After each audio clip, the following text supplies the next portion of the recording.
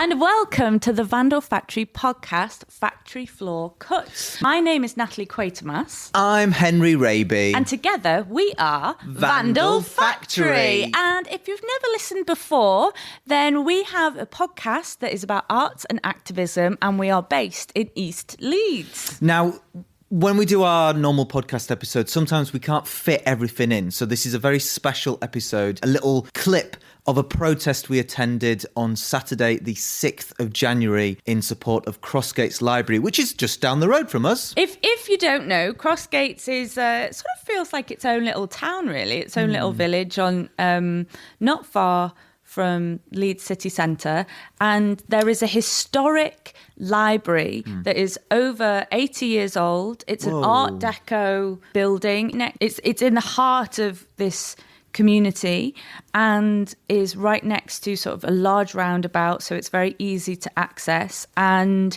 unfortunately, Leeds City Council have decided that they need to sell it. And so this is a group of people that have come together and started to say, well, hang on a minute, we deserve better than this, and this building deserves saving. Of course, the wider context is we've had 14 years of austerity. For every £2 that the council used to get from national government, they're now getting 50p. So I'm sure I don't need to tell any listeners about how tight everything is and how it's just cut. And I certainly would hate to be the people who have to make those decisions. But in the name of democracy, in the name of accountability, conversations need to be had, what the space is going to be used for, what it could be, what it should be. At the moment, the library services have been moved into the shopping centre, and some of the people in the audio you're going to listen to mentioned this, talk about the Arndale Centre.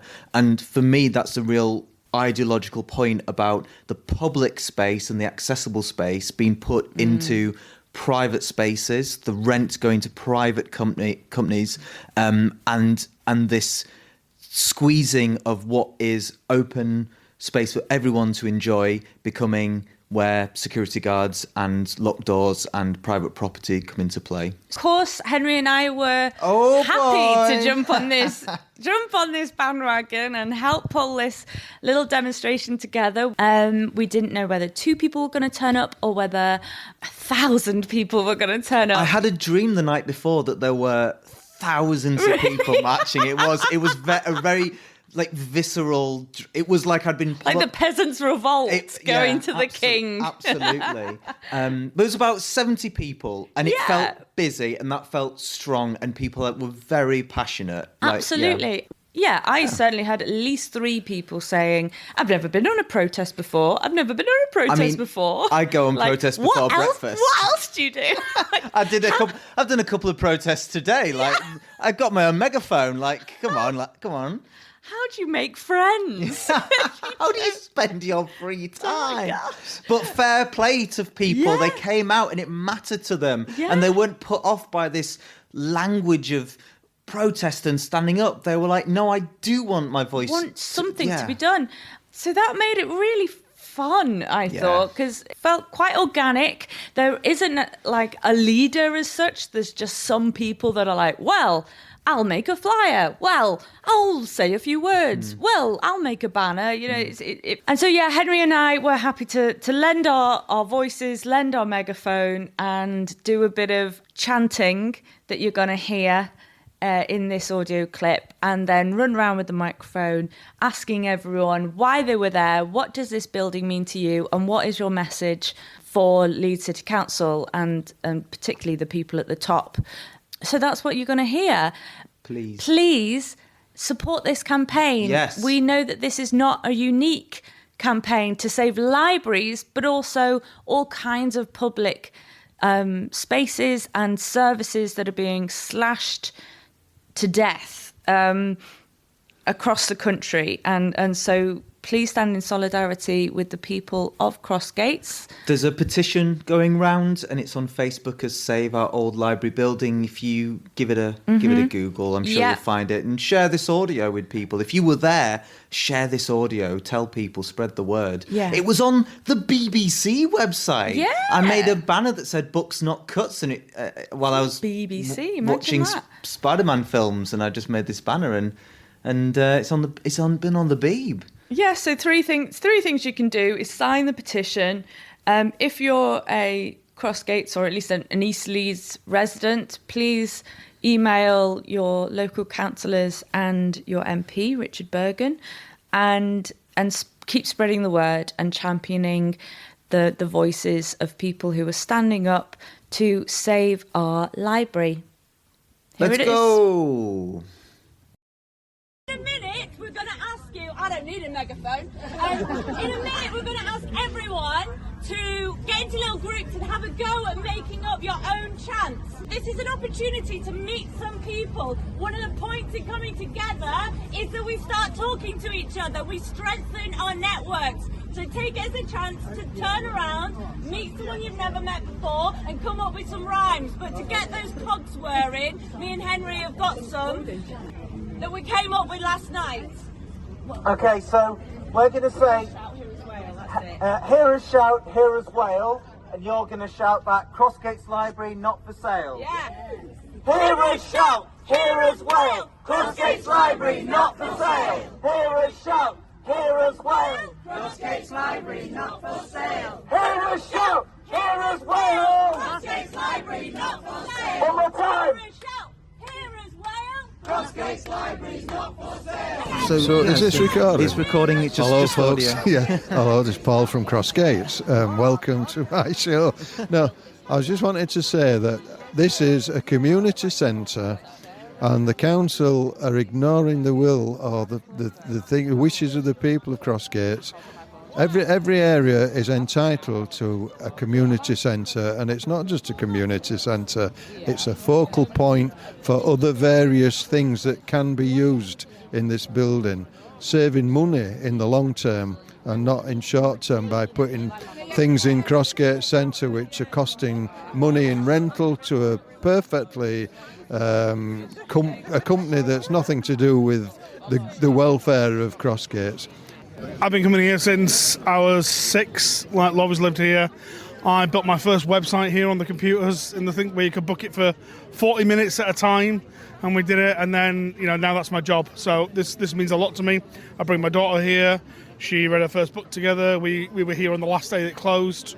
So it's a very special building to us. So we're really, really sad to see what's happened to it, and we had a feeling that when it closed, that was it. There was always going to be something.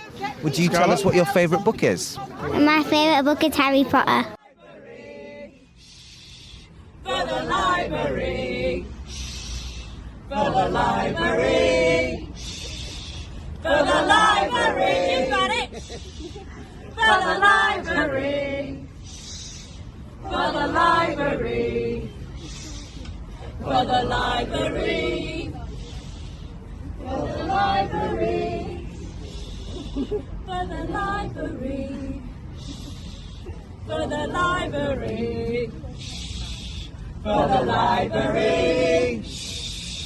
For the library. There you go. That's a bit. Why are we getting rid of something that's in the middle of the community? It's well lit. Everybody can get to it. People from Halton, Seacroft, anybody can get to it. We shouldn't be getting rid of it. We literally should not be getting rid of it. My kids have been here. I've grown up here in my life. I live in the house that I was born in. So I remember coming in thinking, we were just saying how much of a beautiful building it is inside. So when I was little myself, we used to come here, and I used to come here, hire books out from here.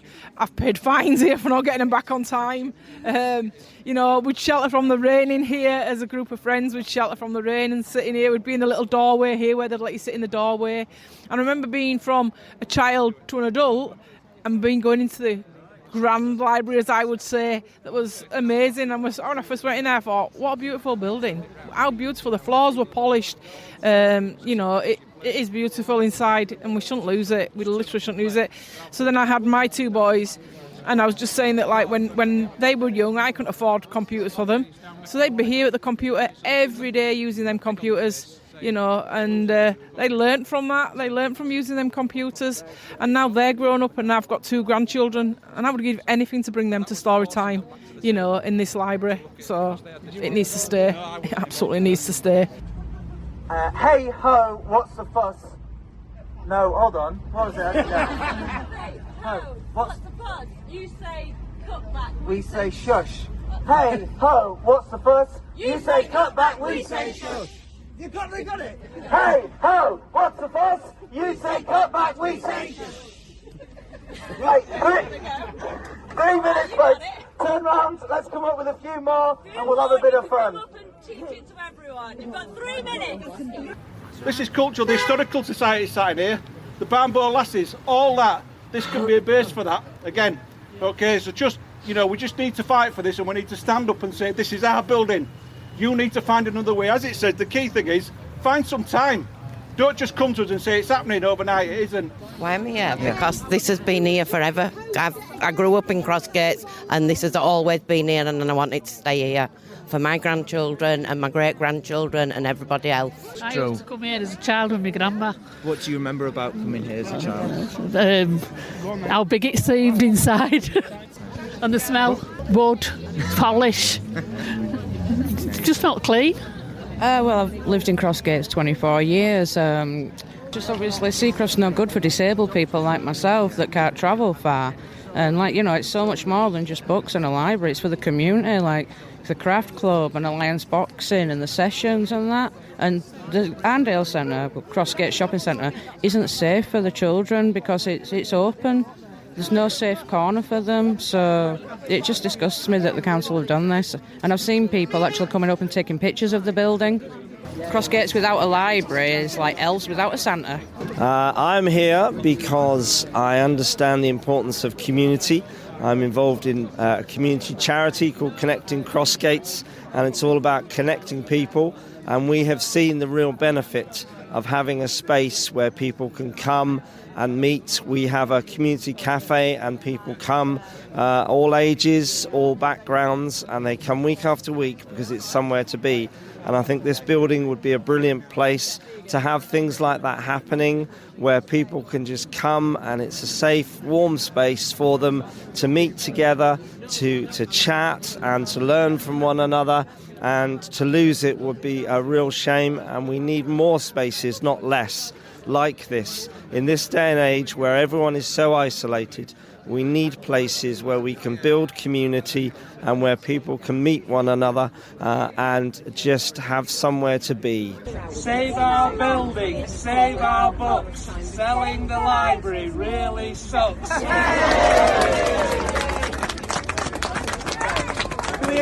So, save our library, save our books.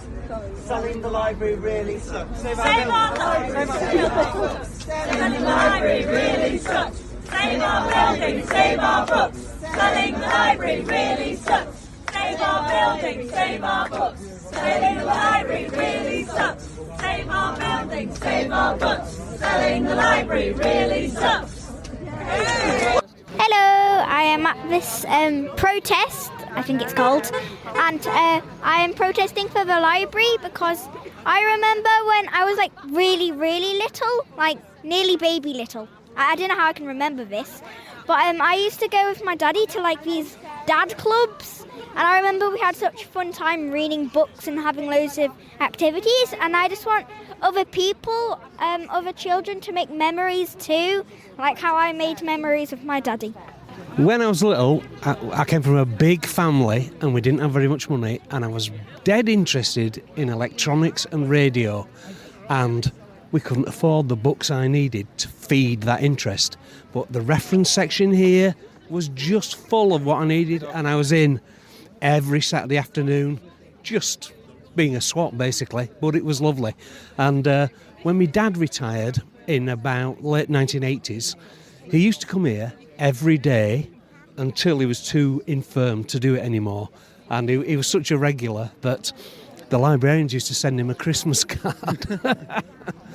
A bit of fun. Well, this is a bit of fun. We're going to have some more fun.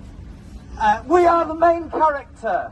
We are the page turner. We are the opening chapter. We are the greatest story ever told. We are the greatest story ever told. We are the bow of the Sherwood outlaw. We are the dagger you see. Oh, do you want to?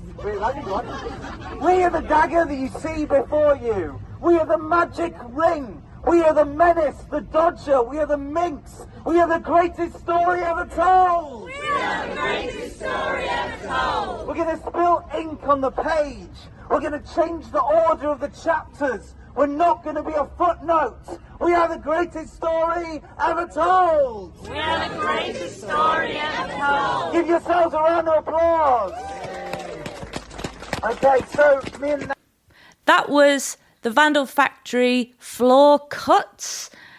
Little mini podcast for your ears, but obviously if you've got the bug for more audio about arts and activism, check out all our other episodes. Please give us a like, please subscribe, please share. It's just me and Natalie. It makes our day if a listener gets in touch or leaves a comment or retweets or anything, so it means a great deal. Thank you very much and goodbye. Save the library. Ooh. Save the library. Shh.